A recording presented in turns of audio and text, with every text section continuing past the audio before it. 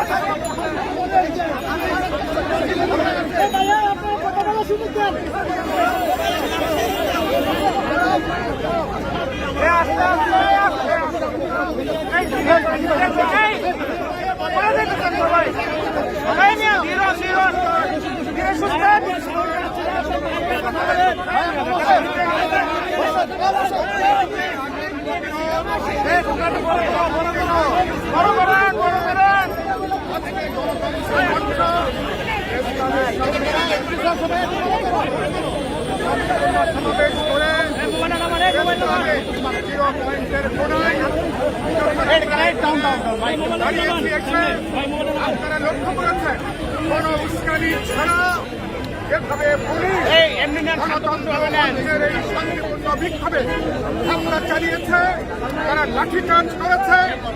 এই হামলা এবং লাঠিচার্জে গণতন্ত্র মঞ্চের শীর্ষ নেতা, গণসংহতি আন্দোলনের প্রধান সমন্বয়ক জনতা জুনায়েদ সাকিকে মারাত্মকভাবে আহত করা হচ্ছে।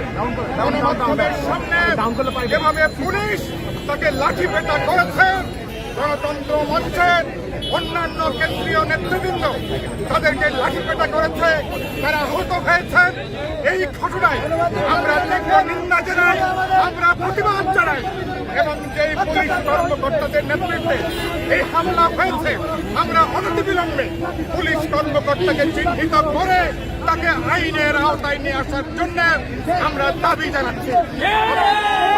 আপনারা লক্ষ্য করেছেন সরকার এতটাই গণবিচ্ছিন্ন, গণতন্ত্র মঞ্চের একটা শান্তিপূর্ণ বিক্ষোভ পর্যন্ত তারা হামলা করছে, আক্রমণ করছে। মঞ্চের শীর্ষ নেতা জুনায়েদ সাকি সহ মঞ্চের নেতৃবৃন্দকে তারা রাজপথে গণমাধ্যমের সম্মুখে পিটিয়ে তারা আহত করেছে।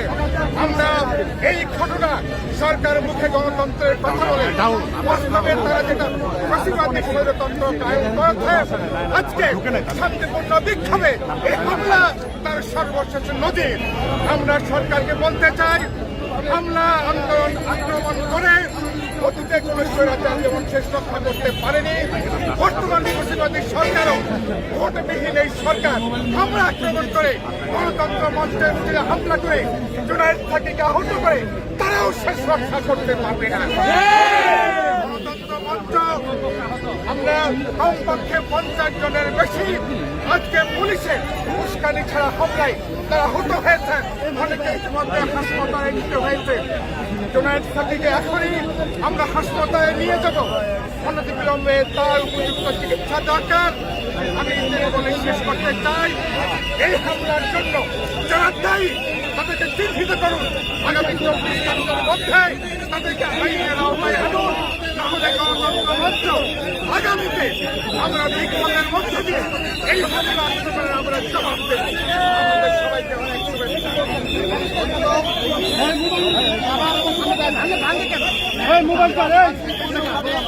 আজকে সচিবালয়ের সামনে বিক্ষোভের কর্মসূচি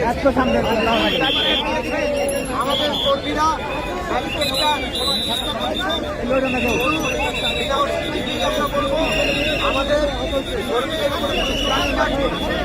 আমি পুলিশকে বিরক্ত করার জন্য গিয়েছিলাম, সেখানে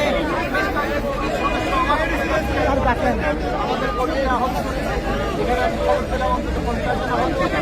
আমরা এই ঘটনার নিন্দা জানাই। আমরা আজকে বাংলাদেশের দ্রব্যমূল্যের ঊর্ধ্বগতি, মানুষের জন্য আর্থিক অবস্থা, আজকে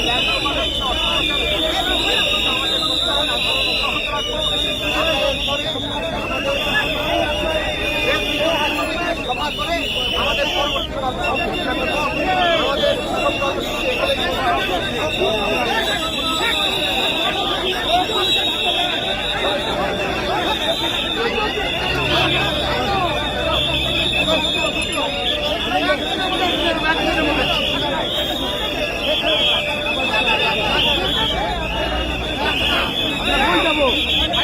আমরা কই যাব?